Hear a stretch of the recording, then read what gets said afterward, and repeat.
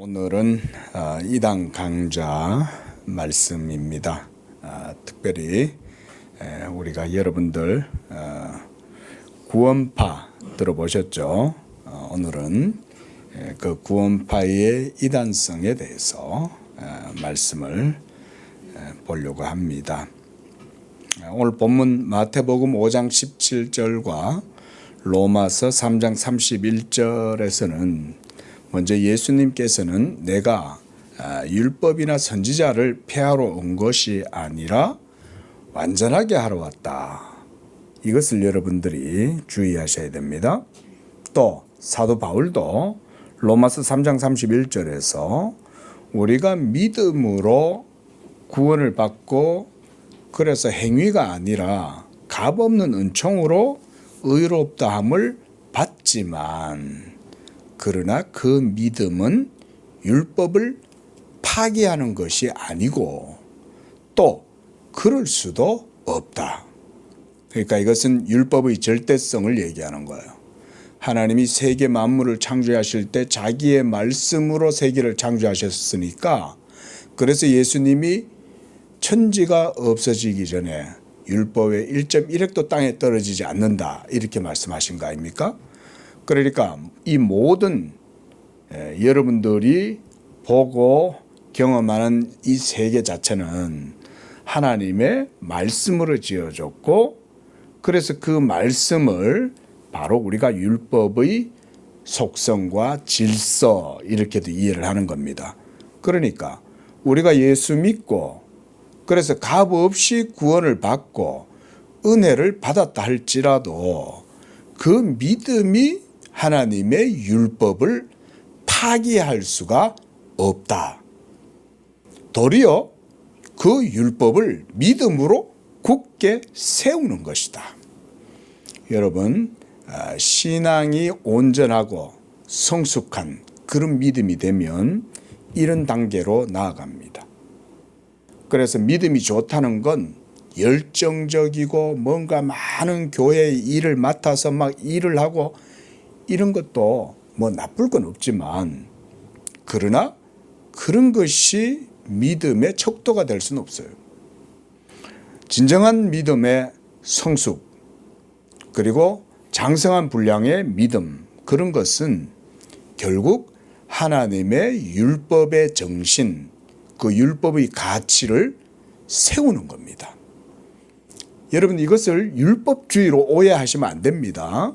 이게 율법주의라고 자꾸 그런 식으로 생각이 드는 건 아직 믿음이 온전치 못해서 그런 거예요. 그러니까 믿음의 지식이 튼튼해지면 그 사람은 성숙한 믿음의 사람이 되고 그런 믿음의 사람은 율법을 굳게 세우는 그런 삶으로 나아가게 돼요. 그러니까 자꾸 이 한국 교회에 많은 적지 않은 이들은 율법을 굳게 세운다 그러면 마치 거기에 뭔가 비복음적이고 뭔가 복음과 상반된 어떤 그런 논리가 있다는 식으로 자꾸 이렇게 오해를 해요. 그것은 다름 아닌 믿음에 대한 잘못된 이해 때문에 그런 겁니다. 그래서 예수님도 내가 율법과 선지자를 폐하러 온 게 아니라 도리어 완전하게 하랍니다. 완전이란 말은 십자가를 통해서 성취됨을 말합니다. 그러니까 perfection. 그러니까 예수님이 자기의 그 순종과 죽으심을 통해서 십자가에서 최후로 다 이루었다. 그때 예수님이 다 이루었다는 말은 율법이 이제 요구하는 바가 완전하게 성취되었다 이 말인 거예요. 그래서 예수님은 완전하게 하려 합니다. 그 말을 이렇게 하신 거고요. 로마서 3장 31절에서는 이 믿음이 이제 온전케 되면 될수록 성장하게 되고 그래서 그 성숙한 믿음은 결국 하나님의 계명의 율법을 삶 속에서 드러내고 그렇게 해서 결국은 율법이 그의 믿음의 삶 속에서 굳건하게 세워지게 되는. 자, 우리가 바로 이런 믿음으로 나아가는데 우리가 오늘 이제 말하고자 하는 이 구원파는 기본적으로 이 율법을 부정해요. 예수 믿음으로 구원받았으면 그 다음부터는 더 이상 율법하고 상관없어. 그래서 더 이상 너는 죄인도 아니고, 그래서 이 구원을 경험하고 그 구원을 확신하게 되면 더 이상 성령의 지배를 받는 거지 율법의 지배를 받지 않아. 이렇게만 들으면 뭔가 아주 그럴듯하게 들립니다. 그런데 바로 거기에 항상 이런 이단설이 위험이 도사리고 있는 거죠. 한국교회 교인이라고 하면 누구나 다 이 구원파라고 하는 이단에 대해서 들어보셨을 겁니다. 구원파라는 이름에서 알 수 있듯이 이들은 기성교회 교인들을 미혹할 때 뭐라고 하냐면 당신은 구원받았습니까? 이렇게 물어요. 그러면서 나 예수 믿고 구원받았어. 이렇게 말을 하면 또 이렇게 물어요. 그럼 언제 받았습니까? 몇 년, 몇 월, 며칠, 몇 시에, 또 어디서, 장소까지 얘기해요. 어디서 구원받았냐? 이런 식으로 따지면서 묻고 들어옵니다. 이렇게 묻기 때문에 이제 이들을 구원파 이단이다 이렇게 부르는 겁니다. 이들은 기성교회 교인들의 신앙과 구원관이 교리적인 것에 취약하다는 점을 알고 그 점을 비집고 들어와서 집요하게 자신들의 논리로 기성교회의 신앙을 비난하고, 그리고 자신들의 교리가 맞다는 식으로 미혹하면서 들어옵니다. 구원의 확신이 없는 기성교인들을 미혹할 때 이들은 10가지의 질문을 하면서 자신들의 논리를 내세워요. 자, 이제 제가 여러분들께도 이 10가지 질문으로 질문을 할 텐데, 이 내용을 여러분이 들으실 때 여러분들도 이런 질문을 받았을 때 여러분들 스스로도 성경적으로 그것에 대해서 답을 할 수 있는 그런 믿음이 있는지 한번 여러분도 확인해 보시기를 바랍니다. 하지만 이런 질문들에 교리적으로나 신학적으로 여러분이 명확하게 답을 하지 못한다고 해서 여러분의 믿음이 틀렸다거나 그런 것은 아닙니다. 다만 이러한 질문의 의도, 그들이 이런 질문을 하는 의도는 뭐냐면 기획된 거예요. 여러분, 도둑이 들어오는 걸 막을 수 있어요, 없어요? 잘 못 막죠, 그죠? 그래서 평소에 철저히 준비를 해야 되죠, 그죠? 사기치는 사람한테 당하는 사람은 모르니까 당하잖아요. 근데 사기치는 사람은 다 의도적으로 계획을 하고 기획을 하죠. 그렇죠? 그렇게 해서 이게 기획 사기, 기획 부동산 이런 사람들이 사기를 짜잖아요. 그러면 기획을 한다고요. 그러니까 구원파가 여러분들한테 이런 질문을 하는 건 그 의도가 다분히 악의적인 거예요. 선한 게 아니에요. 목사가 여러분들에게, 제가 여러분들한테 우리 집사님 구원받았다는 믿음 가지고 계십니까? 이렇게 묻는 건 제가 우리 집사님의 영혼과 생명과 삶을 기도하면서 사랑하면서 이렇게 질문하는 거잖아요. 근데 이들의 질문은 그런 의도가 아니에요. 기획된 거예요. 그래서 설계가 되어져 있어요. 어떤 설계? 여러분들을 미혹하려고. 그래서 이런 질문을 한다. 여러분들 그런 것만 아셔도 돼요. 자, 그리고 이런 질문 자체는요, 여러분들의 연약함, 취약점을 들춰내주는 거예요. 그걸 공격하는 거예요. 그러니까 감싸고 긍휼히 여기는 게 아니라 비난하고 조롱하고 정죄하면서 공격하는 거예요. 여러분, 이게 우리 속된 말로 나쁜 놈이죠. 예? 의도는 아주 악의적인데 안 그런 양 하면서 이제 싹 질문하는 거죠. 여러분, 이단이 여러분 귀신이 이렇게 역사하는 거예요. 귀신은요, 미혹하는 영은 단순히 어지럽히는 게 아니에요. 아주 비인격적일 뿐 아니라 사리를 가지고 있고 악의를 가지고 있어요. 여러분, 그게 마귀예요. 자, 그래서 제가 한번 질문해 봅니다. 10가지 질문입니다. 한번 들어보세요. 첫 번째 질문. 선생님의 이름이 생명책에 기록된 것을 확실히 믿고 있습니까? 여러분 어때요? 자, 두 번째 질문입니다. 선생님은 거듭나셨습니까? 정말요? 어떻게 알아요? 자, 그 다음 세 번째 질문. 사망에서 생명으로 당신이 옮겨진 것에 대해서 확신합니까? 맞아요. 아멘 해야 돼요. 예. 그 다음 또 이렇게 질문합니다. 당신은 지금 의인입니까? 죄인입니까? 죄 짓잖아요.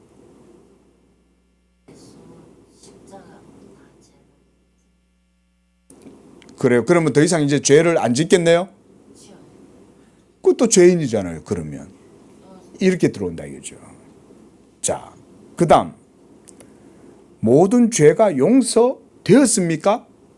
그러니까 더 이상 죄책감이 없냐 이 말인 거예요. 이렇게 물어요. 그 다음 질문 여섯 번째. 하나님을 두려워하는 생활을 하고 있는 것은 아닙니까? 예수를 믿는다면서요. 구원받았다면서요. 죄사함 받았다고 믿는다면서요. 그런데 왜 하나님을 두려워하는 생활을 하는 거죠? 이렇게 묻는 거예요. 그 다음 일곱 번째. 구원받은 것이 당신에게 확신으로 다가오고 있습니까? 한마디로 구원의 확신을 갖고 있습니까? 이 말이죠. 그 다음 여덟 번째 질문입니다. 재림주를 영접할 준비가 되어 있습니까? 예. 다 아멘 하시면 돼요. 예. 그 다음 질문 아홉 번째. 구원의 근거가 어디에 있습니까? 요런 게 이제 핵심적인 질문이죠. 그렇게 아멘하고 믿습니다. 구원받았습니다. 확신이 있습니다. 이렇게 얘기를 하는데 그럼 그것의 근거는 뭡니까? 이 말이잖아요. 그리고 질문 열 번째 질문. 당신 안에 성령께서 계신 것을 믿습니까? 이렇게 질문합니다. 자, 여러분 이 질문만 놓고 보면 기성교회의 내용과 별반 다를 게 없어 보이죠. 그렇죠? 그리고 이렇게 와가지고 여러분들한테도 얘기를 하면요. 그런가? 다 똑같은데? 그들도 복음을 전하는데? 이런 생각이 들어요. 예. 때마침 지난주 목요일 저녁 때 우리 교회도 구원파가 여기 이제 전도를 하러 온 거예요. 성경 공부를 하고 있는데 딸랑 그러면서 문 여는 소리가 들리는데 얼굴도 안 비춰요. 소리가 나길래 난 누가 왔나 싶어 이렇게 보고 있는데 얼굴도 안 비치고 싹 사라진 거예요. 예? 그래가지고는 누가 왔다 간 것 같은데 왜 왔다가 그냥 얼굴도 안 보이고 그냥 가지. 성경 공부하러 왔으면 같이 성경 공부 듣고 가지. 이제 이러고 말았거든요. 근데 그날 저녁 때는 몰랐는데 다음날 보니까 아이고 저기 구원파 전도지하고 소책자를 갖다 놓고 여러분 얼마나 악합니까? 그렇죠? 여러분 교회잖아요. 그죠? 그러니까 자기네들은 구원받았고 양재교회는 구원을 받아야 되는 거예요. 무슨 말인지 이해되죠? 그러니까 이 교만한 사람들이 이 교만한 영에 사로잡혀 있으니까 자기들은 구원받았고 양재교회에는 구원이 없어. 그러니까 너들은 구원받아라고 생각하고 여러분 자기들은 소책자와 전도지와 그 팜플렛을 놓고 간 거예요. 겁도 없이 양재교회 문을 열고 들어온 거죠. 신천지 출입금지뿐만 아니고 구원파 출입금지도 붙여놔야 될 것 같아요. 여러분 보세요. 교회도 겁도 없이 이렇게 쳐들어오는데 여러분들한테 구원파가 미혹하는 영들이 여러분 안 오겠어요? 얼마나 악한지 몰라요. 마귀가요. 그리고 그 마귀에 미혹하는 영에 사로잡혀 있으면요. 분별을 못합니다. 사람들이. 여러분 제가 늘 강조하지만 사람의 이성은요. 종이 호랑이에요. 종이 호랑이. 여러분 그거 아셔야 됩니다. 인간의 전적 부패와 타락이란 말이 그냥 교리에서만 쓰는 말이 아니라 실제로 그런 거예요. 인간은요 전적으로 부패했어요. 그게 바로 여러분들이에요. 인간은 전적으로 타락했어요. 그게 바로 여러분들이에요. 그게 바로 이 세상에 있는 모든 사람들이에요. 자, 여러분 보세요. 이 10가지 질문들을 놓고 이렇게 보면요. 그럴듯한 질문인 것 같지만 거기엔 일관된 논리와 공통된 주제가 하나 있어요. 이 모든 질문은 다 구원과 관련이 있어요. 구원이 여러분 정말 중요하죠. 예수님께서 성육신하시고 우리와 같은 인성을 입으시고 이 세상에 오신 것도 바로 구원을 이루기 위한 것이었죠. 하지만 이들의 질문을 살펴보면 어떤 일관된 논리와 주제에 초점이 맞추어져 있다는 것을 알 수가 있고, 이런 질문은 어떤 의도가 담겨 있다는 것도 알 수가 있어요. 이렇게 딱딱딱딱딱딱 질문을 하면서 어떻게 해요? 당신이 가지고 있는 믿음과 구원은 틀렸어. 이 얘기를 하는 거예요. 그걸 탁 치고 들어오는 거예요. 근데 제가 이렇게 아까 질문을 던져보니까 그래도 우리 성도들은 비교적 그래도 이런 질문에 크게 흔들리시는 것 같지가 않아요. 딱 믿음을 확실하게 가지고 계신 것 같아서 제가 그래도 참 마음에 그래도 어느 정도 좀 기분이 편안합니다. 예. 자, 한마디로 이 구원파의 이런 식의 전략과 질문들은 말 그대로 기획된 질문이에요. 의도된 질문이죠. 그래서 불순한 의도로 고안된 거예요. 여러분 마귀는요 사랑이 없습니다. 악령입니다.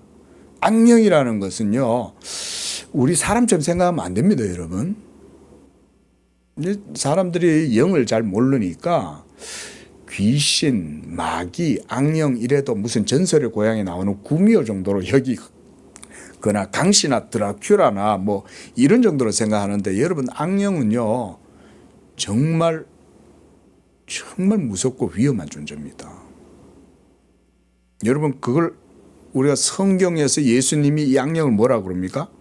저는 처음부터 살인한 자요 이렇게 말해요. 그리고 저는 처음부터 거짓말을 하는 거짓의 아비다 이렇게 말합니다. 이게 마귀예요. 여러분 미혹하는 영들이 미혹하는 이유는 죽이려고 미혹하는 거예요. 그리고 지옥으로 멸망 가운데 떨어뜨리려고 미혹하는 거예요. 미혹이라는 말은 처음부터 겁을 안 준다는 말이에요. 달콤한 감언 이슬 같은 걸 쓰는 거죠. 그래서 마귀는 사람에게 생명을 주거나 살리거나 사랑하고 돌봐주고 도와주기 위한 것이 아니에요. 비난하고 공격하고 파괴하고 무너뜨리고 결국은 멸망으로 이끌어 가려고. 여러분 돼지 2,000마리가 삽시간에 물로 확 내달아 다 죽잖아요. 이 돼지들이 뭔 죄가 있어서. 근데 악령이 그 돼지떼 가운데로 들어가니까 돼지들이 악령의 본성을 그대로 표출해서 죽어버리는 거예요. 물로 전부 다 내다. 귀신이 돼지들을 다 죽여버리는 거예요. 여러분 얼마나 악령이 악한지 모릅니다. 여러분. 자, 그래서 이들의 질문의 의도는 그래서 진리에 대한 사랑과 영혼, 구원에 대한 진지한 의도에서 기획된 게 아니라 무너뜨리기 위한 것이고, 바로 이것이 미혹의 영이요 거짓의 영입니다. 우리가 이런 것들을 통해서 분별할 수 있습니다. 성경은 사랑하는 자들아 영들을 다 믿지 말고 영이 하나님께 속하였는지 분별하도록 하라. 많은 거짓 선지자들이 지금 세상에 나왔다. 여러분 이 세상에 이단의 종류만 해도 얼마나 많은지 몰라요. 예? 예수님을 구주로 믿고 하나님을 아버지로 섬기는 성도들은 이 세상에서 살아갈 때 하나님께 대해서뿐만 아니라 이웃에 대해서도 그래서 사랑과 긍휼과 자비를 품고 살아야 돼요. 소위 자기가 기독교인이요, 기독교 지도자요, 무슨 리더라고 주장하면서 사랑도 없고 긍휼도 없고 염치도 없고 체면도 없고 교양미도 없으면 여러분 딱 유심히 봐야 됩니다. 그런 걸 볼 줄 모르니까 미혹되는 거예요. 전부 다 기독교 신앙을 이상하게 생각하는 거예요. 여러분, 제가 예수님이 뭐라 그랬어요? 사랑은 뭐라 그랬어요? 성령의 열매는 뭐라 그랬어요? 성경에 성령에 속한 것에 대해서 말해요, 안 해요? 대답해 봐요. 말해요, 안 해요? 말하죠. 근데 왜 그런 걸 헛되게 막 쫓아가고 이상한 사람들한테 막 전부 미혹돼 가지고 말려 들어가요? 성령의 성품과 율법의 속성을 여러분들이 신앙 가운데 담지 않고 있기 때문에 그런데 쉽게 말려 들어가는 거예요. 이게 오늘날 시대가 그만큼 신앙의 영적 수준이 저급한 거예요. 우리 시대가 하나님의 계명과 율법을 너무 문외한이고 하나님의 율법을 너무나 도외시하고 있는 거예요.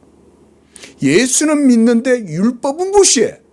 이게 여러분 그래서 이 한국교회의 지금 치명적인 문제요. 그래서 구원파가 그 틈 사이에서 자기 자리를 차지하는 거예요. 우리가 언약신앙을 왜 강조합니까? 예수 믿음이 언약신앙이다 라고 말씀드리죠. 예수 믿음이 언약신앙이면 그 언약신앙은 율법주의가 아니라 율법의 온전함이 예수 믿음의 삶 속에서 드러나도록 하는 게 이게 진짜 믿음인 거예요. 이 간단한 성경적인 믿음도 없어서 많은 사람들이 이상한 기독교 지도자들한테 휘둘려 가지고 하나님의 미워하시는 자가 되는 거예요. 이걸 얘기해 주는 목사들도 없어요. 목사들도 전부 다 하나님의 말씀에 배격하는데 막 휩쓸려 가지고 뭐가 참된 믿음인지도 말도 못해요. 분별도 못해요. 그러면서도 이런 얘기하면 정치라고 얘기하는 거예요. 목사가 지금 하나님 말씀하고 있는데도. 그러니까 절대 깨달음이 없는 거예요. 끝까지. 그 몫은 믿지 않는 그들의 몫이에요.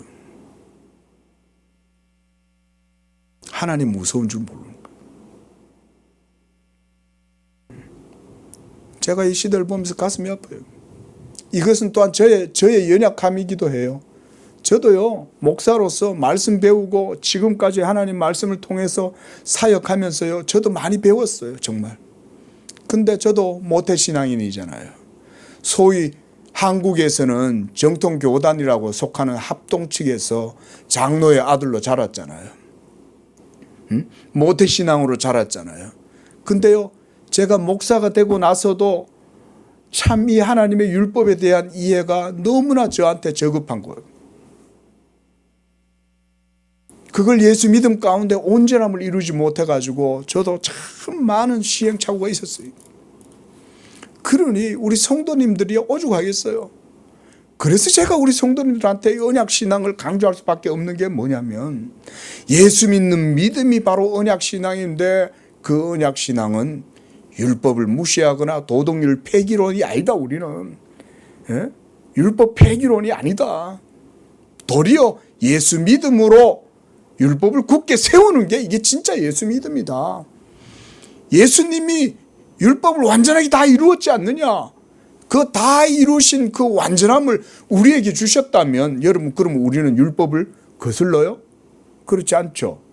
도리어 율법의 정신인 하나님 사랑과 이웃 사랑으로 나가야 되죠. 사랑은 언제나 온유하고 불의를 행치 아니하고 교만하지 아니하고 자랑하지 아니하고 성령의 9가지 열매가 그 가운데 있고 이런 것이 예수 믿음 아니겠어요? 이게 제가 지금 뭐 어디 이상한 얘기 복잡한 얘기 하는 게 아니잖아요. 구원파가 바로 결정적으로 그런 문제에 도덕률 폐기론에 가장 큰 문제가 있어요. 예수 믿고 구원받았으면 더 이상 율법에 대해서 신경 안 써도 돼. 율법의 정죄를 계속 느끼고 있고 그것 때문에 회개하고 이렇게 날마다 자기의 죄를 자복하는 사람은 그 사람은 아직 구원의 확신이 없는 거야. 그 사람은 구원받지 못했어. 이렇게 주장하는 거예요. 그래서 구원과 관련된 이런 질문들을 통해서 기성교인들이 이 그들의 신앙을 흔들면서 취약점을 비집고 들어와서 미혹하기 때문에 그들을 구원파다 이렇게 말해요. 구원파에 대해서 조금 개요를 말씀을 한번 드려볼게요. 여러분 그 예전에 세모 그룹이란 말 들어보셨어요? 옛날에 저 경기도에서 오대양 여러분 자살 사건 있잖아요. 그 공장에서 이단에 속해 있던 사람들이 그 공장에 있는 사람들이 일을 하고 그 집단 생활을 하다가 30 몇 명인가가 집단 자살을 해가지고 야단이 났었잖아요. 그때 그걸 세운 게 이제 구원파다 이런 얘기들도 있는데요. 여러분 이 구원파의 시초가 이제 이 권신찬 그리고 그의 사위인 유병언. 우리나라에는 이 구원파가 이제 세 계파가 있어요. 세 계파. 계파가 먼저는 권신찬 유병언 측이 있고요. 그다음 이요한 측이 있고 그다음 박옥수 측 이렇게 세 계파가 이단으로 활동하고 있는데 이들 모두는 다 뿌리는 같아요. 구원파예요. 그런데 이 구원파가 처음에 대구에서 시작이 되었습니다. 그래서 이 구원파의 시초라고 할 수 있는 이 권신찬이라는 사람은 원래 예장 우리가 통합 측 그 목사였어요. 근데 이 사람이 죄사함을 깨달음으로 구원받는다. 이게 이 사람 말이에요. 죄사함을 깨닫는 것이 곧 구원받은 것이다 이 말이죠. 이런 주장을 펼치다가 1962년 12월 31일 날 경북노회에서 이단으로 판정을 받고 목사 제명 처분을 당하고 출교를 당해요. 본시 이 사람은 신학이나 학문성도 굉장히 빈약한 사람이었어요. 그리고 이 사람은 기성교회에 대해서 굉장히 반항적이었다고 합니다. 그리고 비판적인 교리를 만들어서 그렇게 설교했던 사람이었습니다.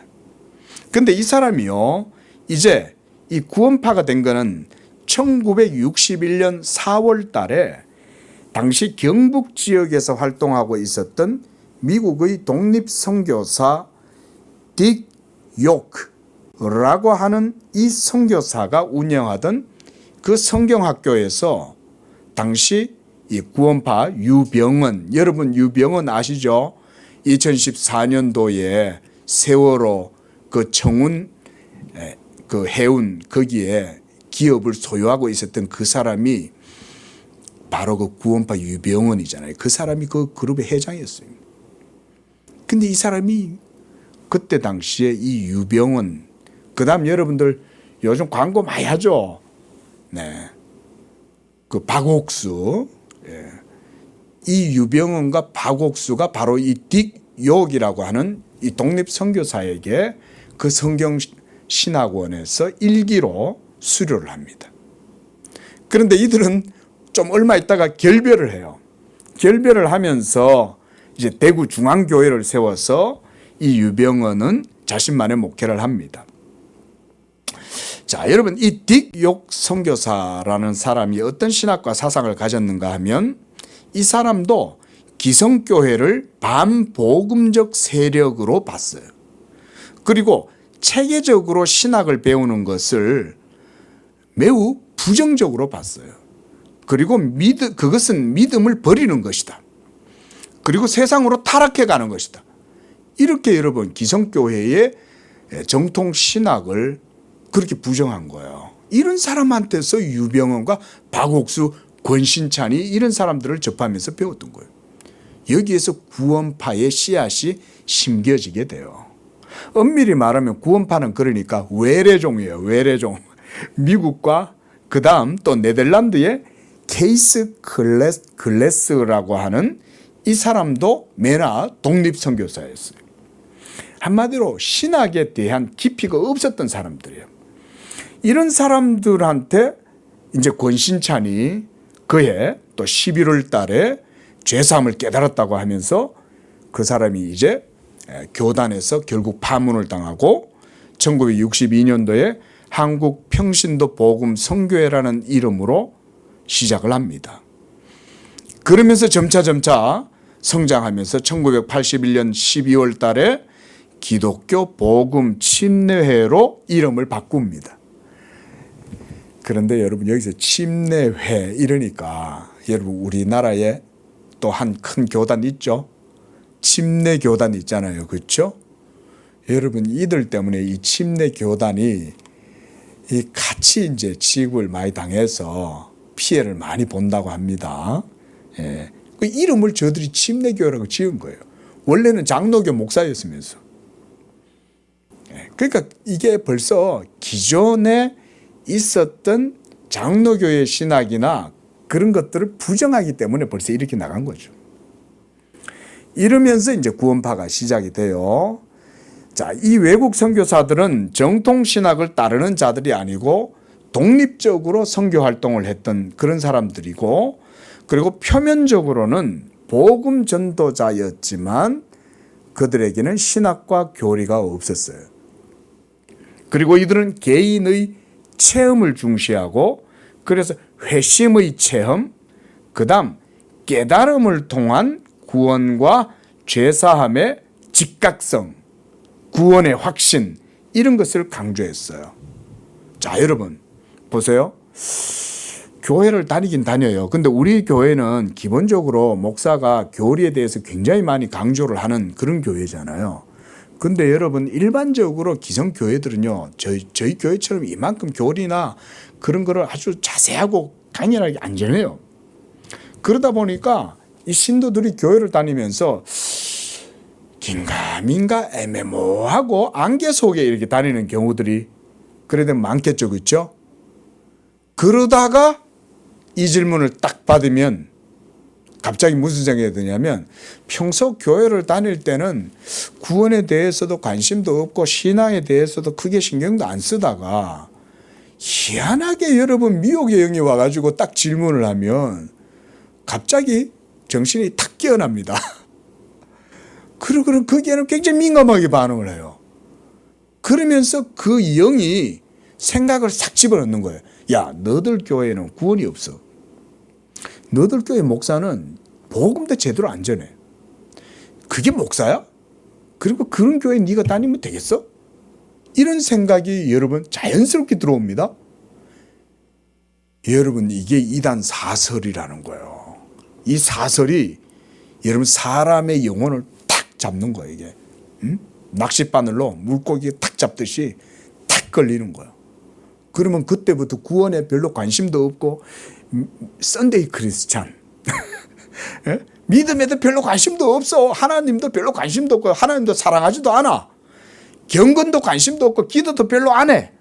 그러면서 어떻게 교회는 출렁출렁 그러고 다녔어. 그러다가 이런 이단 사설을 딱 들으면요, 거기 탁 걸려들어요. 마치 자기가 뭔가 구원에 대해서 진리에 대해서 정말 진지하게 고민을 하고 있었다는 듯이 착각하다가 구원파에 걸려드는 거예요.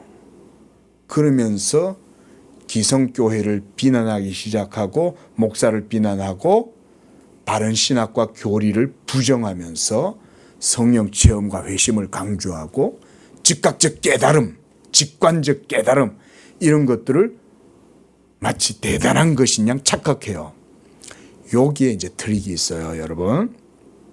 이렇게. 자, 구원파 얘기 조금 더 해보겠습니다.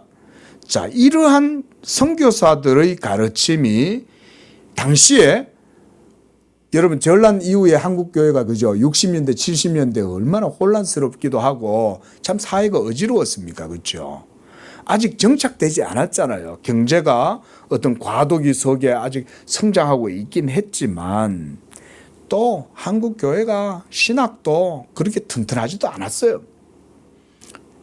통합 측과 합동 측이 WCC 문제로 또 갈려지고 말이죠. 신사 참배 문제로 또 고신 측은 또 갈려져 나가고요.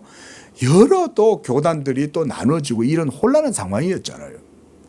그러니까 이 교회들이 참 여러 가지로 몸살을 앓고 약했던 거예요. 이런 속에서 제도권 교회에 대한 반발과 또 회심 체험에 대한 강조, 그런 열망이 맞물려서 이 구원파 운동의 사상의 기초가 된 거예요.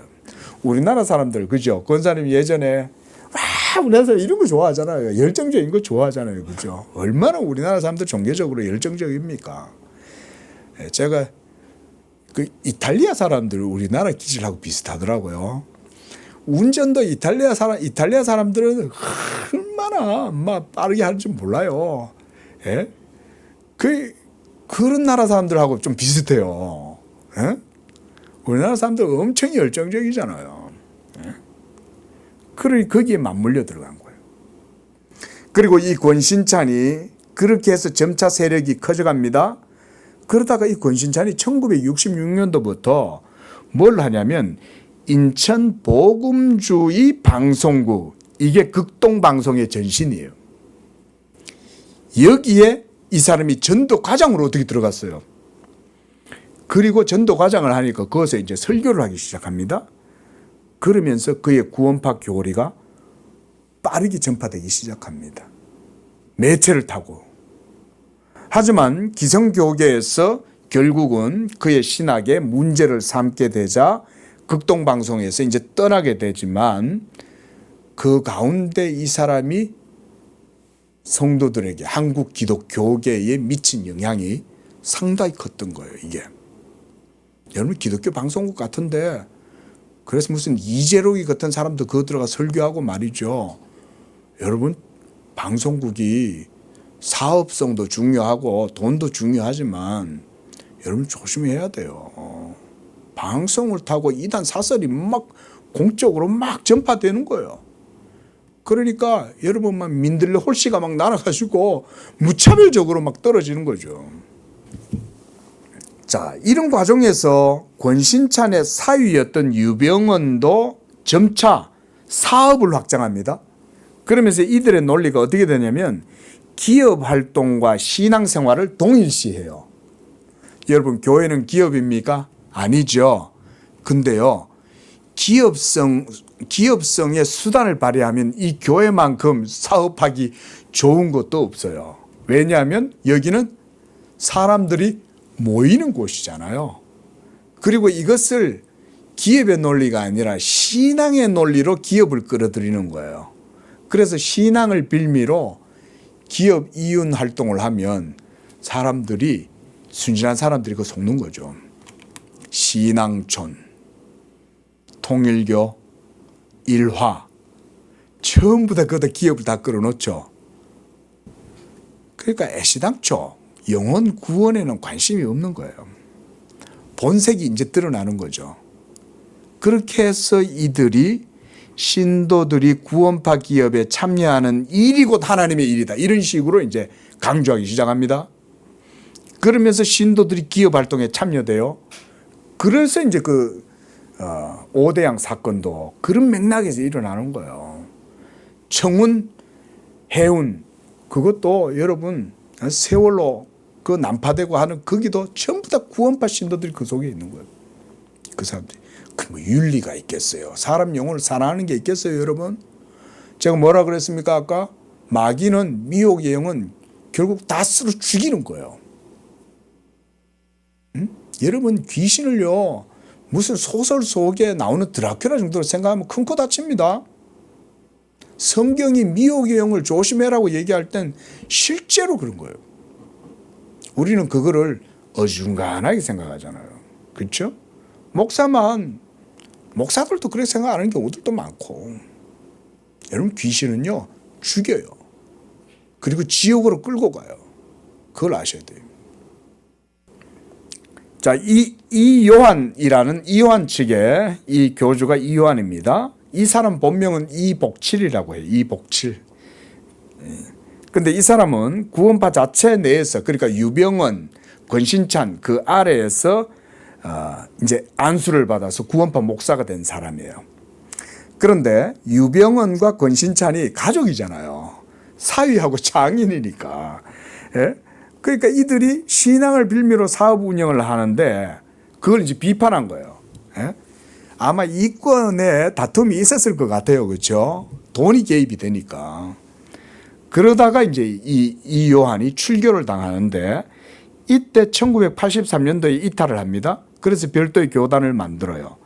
그렇게 해서 세워진 게 또 이 사람도 대한예수교 침례요. 이번에는 대한예수교 침례회라고 이렇게 또 이름을 정했어요. 그리고 이 사람이 지금까지 어디서 자리를 잡고 있냐?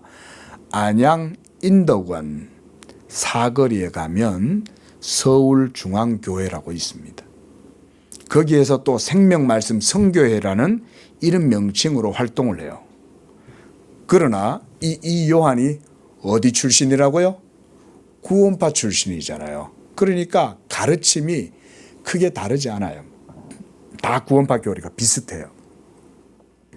자, 박옥수 바로 요 옆에 경부 고속도로 옆에 보면 서초 그 IC 나들목에 옆으로 우면동으로 이렇게 빠지는 샛길 있죠.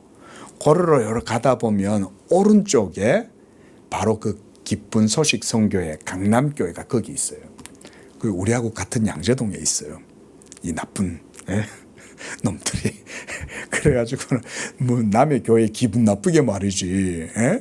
아이 정통교회에 와가지고 이단 작자들이 말이야. 양재교회는 구원받으라고 이 구원파가 전도지를 놓고 갔다는 거 아니에요?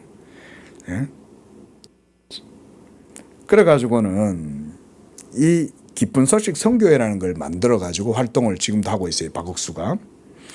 그래서 이 세 개의 계파들은 서로 다르지만 이 요한파는 전국에 141개 이상의 교회가 있고요. 해외에도 80여 개가 있다고 합니다. 그리고 4만 5천 명의 신도가 있다고 그렇게 추정이 되고요. 박옥수는 225개 지교회와 해외에 70개 지교회가 있습니다. 그리고 여러분 그 김천대학이라는 곳을 그들이 이 매입을 했어요. 그래가지고 학원도 운영해요. 왜겠어요? 포교활동을 위해서겠죠. 그래서 IYF International Youth Federation이라고 하는 IYF 국제청소년 연합이라는 것도 만들어가지고 막 젊은 애들을 중심으로 해요. 꼭 마치 여러분 그 통일교회도 보면 어린 아이들을 중심으로 해가지고 막 활동을 하잖아요. 이런 식으로 해요. 자, 이단 세력이 한국 내에서 이렇게 자라나게 된 건 다양한 방송 매체를 통해서 영향을 미쳤기 때문이고 또 이들은 기업 활동을 병행을 하는 거예요. 그러니까 막강한 자본력을 바탕으로 엄청난 광고를 해대는 거예요. 박옥수 광고 신문에 나온 거 보셨어요? 안 보셨어요? 가끔씩 보죠, 그죠? 그 신문에요, 여러분, 요만한 작은 광고 안 합니다. 일면 전체를 광고하고 어떨 때는요, 아예 한 장을 넣어버려요. 여러분, 그게 신문사에 엄청나게 돈이 됩니다. 박옥수 얼굴이 이따만하게 나와가지고 신문 일면 전체를 갖다 그거다 집어 넣어버려요. 그 정도로 광고를 해요. 그러니까 그 재력이 엄청난 거죠. 예? 그러니까 기업을 병행을 할 수밖에 없는 거죠. 그리고 이들은 또한 기성교회 교인들을 대상으로 포교 활동을 많이 합니다. 아니 보세요. 우리 교회에 오잖아요. 예수 안 믿는 사람들한테는 안 갑니다. 기존의 교회를 다니는 사람들을 허를 찌르고 취약점을 공격해요. 그게 훨씬 용이하겠죠. 그래서 당신 구원받았습니까? 예수 안 믿는 사람들은 구원이고 뭐고 하나님한테도 관심도 없으니까 그런 말을 하기 어렵죠. 근데 교회 다니는 사람들은 구원의 확신이 교리적으로나 신학적으로 정하지 않으면 이 공격의 대상이 될 수 있는 거죠. 자, 저도 질문을 한번 해보겠습니다. 여러분 구원받았습니까? 여러분 구원받았습니까? 이렇게 질문하면 기성교회를 다니는 일반 신도들은 갑자기 구원에 대해서 덜컥 의심하기 시작하고 당황해요. 당황하셨어요? 여러분, 저 중국에서 전화를 안 하면 몰라요. 근데 이 보이시피싱에 탁 걸리면 희한하게 걸리는 거예요. 평소에는 보이스피싱 안 걸려야지, 나는 안 걸릴 거야 생각하다가 덜컥 내가 걸리네.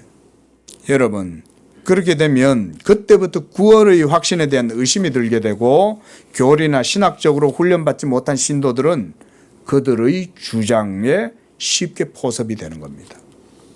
자, 여러분에게 제가 질문해 봅니다. 여러분이 갖고 있는 신앙의 고백을 따라서 여러분도 자신의 구원관에 대해서 스스로 질문해 보세요. 나는 구원받았나? 나에게는 정말 구원의 확신이 있는가? 어떻습니까? 한번 스스로 질문을 해보면 이게 명확하게 어떨 때는 답을 잘 못할 수도 있어요. 거기에 바로 성도의 연약한 믿음과 취약성이 그런 데서 나타납니다. 성경에 의하면 죄인은 우리는 어떻게 구원을 받습니까? 하나님의 아들 예수를 믿는 것이죠. 그렇죠? 그리고 예수가 누구이고 그가 죄인을 위해 무엇을 행하셨으며 또 무슨 일들을 이루셨는지, 우리가 이것을 복음의 진리로 믿는 거죠. 그리고 행위가 아니라 복음을 듣고 마음으로 믿어, 그리고 입으로 시인하여, 그러면 그게 구원받은 거예요. 성경은요, 듣고 믿어, 마음으로 믿고 입으로 고백하는 거죠. 시인하는 겁니다. 이거면 돼요. 다른 게 필요치가 않아요. 그래서 구원받았습니까? 이렇게 질문을 하면 신학과 교리의 전문적인 훈련을 받지 못한 일반 성도들은 이게 뭐라고 설명하기가 애매하고 어렵거든요. 왜냐하면 목사들은 벌써 이 교리적 체계나 논리가 신학적으로 딱 서 있으니까 그냥 딱 이렇게 얘기할 수 있는데 어렵죠, 일반 성도들은. 그러면 자신의 구원에 대한 확신이 흔들리게 되고, 그 흔들리는 것은 의심으로 빠져들게 됩니다. 그런데 그들은 명확하게 설명할 수 있다고 말해요. 그래서 자신들은 언제, 몇 날, 몇 월, 며칠, 몇 시에까지, 그리고 어디에서 구원받았는지까지도 말할 수 있다, 이렇게 주장을 하거든요. 아주 대담하게 주장하는 거죠. 그러면 이걸 듣고 있다 보면 어떤 생각이 드냐면, 내가 구원의 확신이 없네, 이런 생각이 들기 시작하고, 내가 잘못 믿고 있구나, 이런 생각이 들면서 구원의 확신을 주는 이 구원파 박옥수 목사의 성경 해석과 가르침이 정말 바르게 복음을 말해주고 있구나, 이런 생각이 이제 들기 시작하면 이제 빠져들어가는 거예요. 바로 여기에 여러분, 그들의 마법적인 트릭, 이 사술의 효력이 나타나요. 여러분, 마술사들의 그 기가 막힌 손놀림과 마술쇼 보셨죠? 그렇죠? 정말 어떻게 저렇게 할 수 있지? 근데 기가 막힌 트릭으로 사람들의 시선과 마음을 빼앗는 게 마술쇼잖아요. 여러분, 자, 만약 여러분들에게 구원파가 와서 이렇게 질문했을 때 여러분들이 의심이 들어요. 구원파뿐만 아니라 다른 이단들도 뭐 안상홍이라든가 여러 다른 뭐 신천지도 있고 뭐 많은 이단들이 있잖아요. 와서 여러분들한테 이렇게 이제 막 자기들의 논리로 막 주장을 하면서 이렇게 얘기를 하면 여러분들이 판단하기가 어려워요. 그리고 뭔가 정확하게 애매하고 뭔가 정확히 잘 모르겠다. 그럼 여러분들 어떻게 해야 됩니까? 그럼 어떻게 하면 될까요? 먼저 교회의 목사님에게 물어봐야 됩니다. 여러분들이 섬기는 그 교회 목사한테 와서, 목사님, 제가 어떤 사람에게 이런 말을 들었는데 그 사람이 이렇게 얘기합니다. 그리고 이런 책자나 전도지도 줍니다. 이게 맞습니까? 이렇게 해서 물어봐야 돼요. 우리 송 목사님 전에 전도하러 다니시다가 길거리에서 어떤 전도하는 사람을 만난 거예요. 양재교회 전도인과 이단의 전도인이 서로 만난 거예요.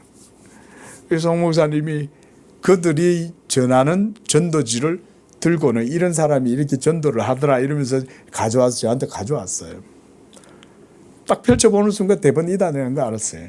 예. 근데 신도들은 그거 몰라요. 보면. 그리고 오히려 뭔가 새로운 거네, 이렇게 그런 데는 또 희한하게 또 빠져든다 이거죠. 아니 정통교회는 안 찾아오고 이상한 데만 빠져가잖아요. 예? 보세요. 평소에 신앙에 큰 문제의식 없이 평온하게 기성교회를 다니던 그런 성도들은 막상 이들의 도발적인 질문을 받거나 도전을 받으면요, 의심이 들게 되고 결국은 흔들리게 돼요. 하지만 교회 목사들은 여러분들보다 신학과 교리의 전문가죠. 그렇게 훈련받았죠. 또 그쪽 분야에서 전문가들이기 때문에 여러분들이 뭔가 미심쩍은 게 있잖아요. 그러면 모르겠으면 여러분 목사한테 와서 딱 물어봐야 됩니다. 목사는 그런 걸 위해서 여러분들한테 있는 거예요. 교회가요, 여러분 보세요. 지난 2000년 역사를 통해서 갖가지 이단들을 겪었어요. 그리고 그 이단들과 논쟁을 했습니다. 그리고 그 속에서 형성되고 세워진 게 뭐냐면 정통 교리와 신조예요. 그러면서 중세에 이르러서는 정교한 개혁신학으로 발전했어요. 그래서 지금도 17세기 개혁신학은요, 현대의 목사들조차도 배우기가 어려울 정도로 정밀해요.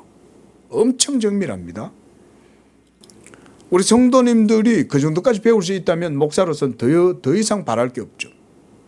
우리 교회는 그래서 기독교 강요를 금요일 날 계속 강설을 하고, 제가 또 신앙도서 강독을 통해서 아주 개혁신학에 입증된 표준적인 그런 도서들을 우리 성도님들과 같이 강독회를 하잖아요. 그렇게 해도 참 우리가 더 힘써 배워야 되는데, 여러분 정통 이 개신교회는 그런 신학과 교리가 있어요? 없지 않아요. 근데 이걸 안 배우니까 기성교회 신도들이 마치 자기 집이 사실은 더 좋은데 그걸 안 배우는 거예요.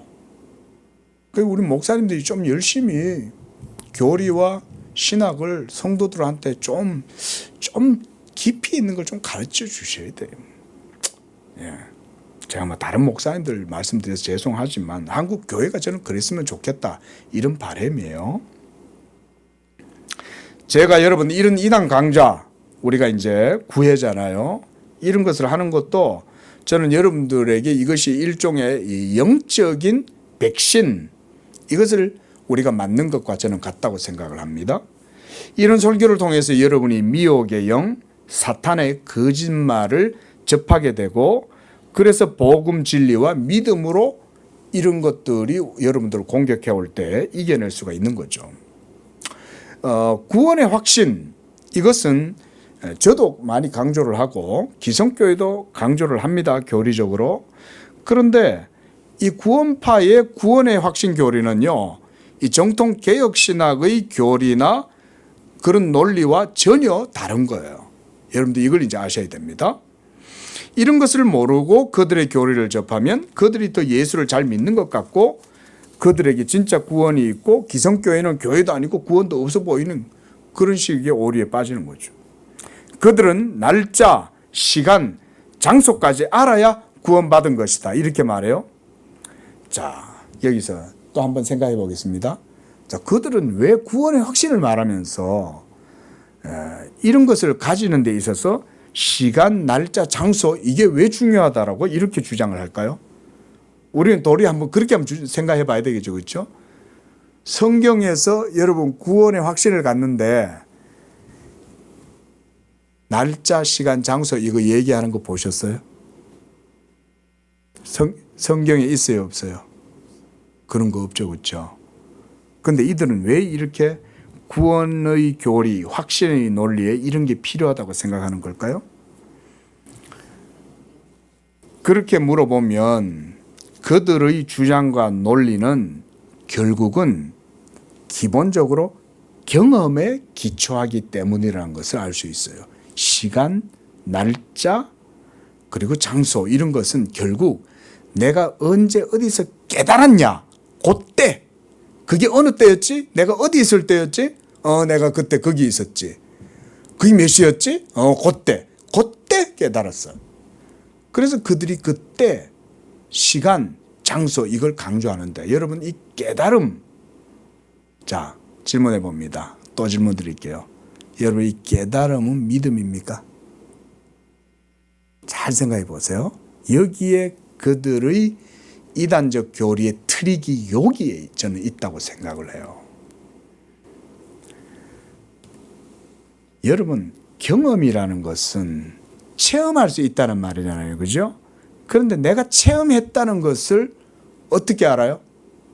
깨달음이 왔을 때 체험했다고 생각하는 거예요. 그러면 그건 믿음이냐?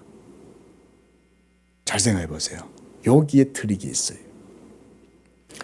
구원받았다고 하는 어떤 깨달음이 생겨났습니다.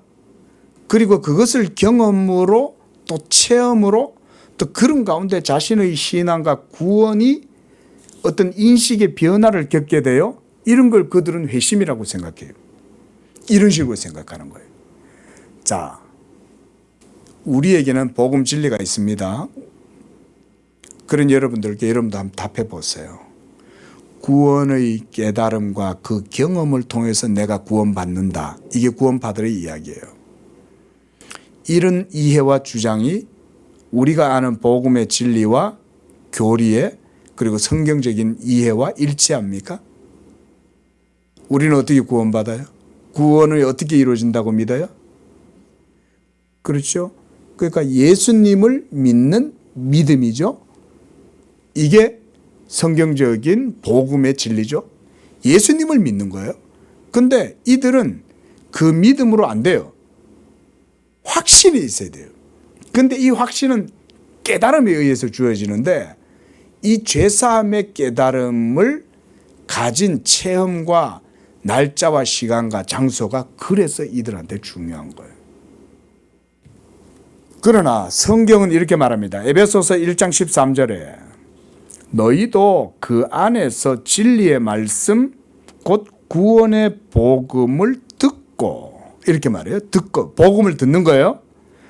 그 다음 그 안에서 또한 믿어 약속의 성령으로 인치심을 받았다. 그러니까 성령 체험까지 그 속에 다 들어가 있는 거예요. 믿음 속에. 우리는 그래서 예수 믿음과 성령 체험을 따로 구분하지 않습니다. 그러니까 시간, 장소, 날짜를 정확하게 알아야 된다고 그들이 주장하는 것은 결국은 믿음이 아니라 깨달음이 더 중요하다고 보는 거예요.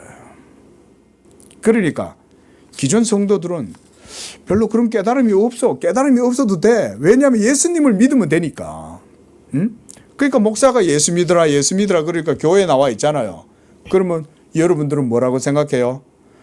그렇죠. 내가 예수님 믿으니까 이 양재교회에 나와 있죠. 여러분들은 그냥 이렇게 생각하시잖아요. 그리고 목사도 그게 맞는 거라고 생각하고 있는 거죠.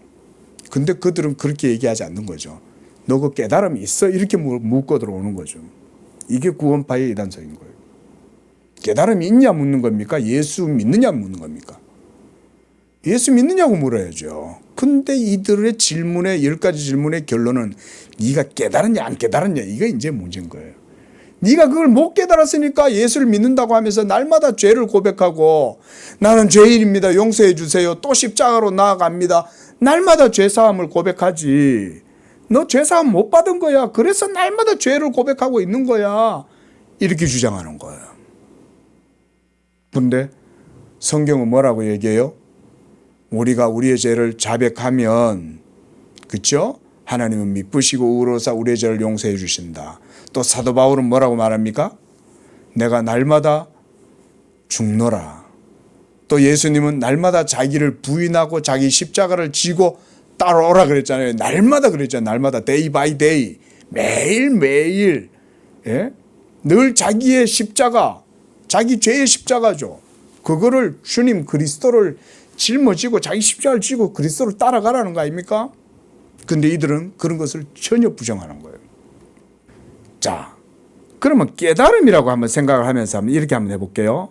자, 역으로 그럼 제가 이렇게 그들한테 질문을 해보는 거예요.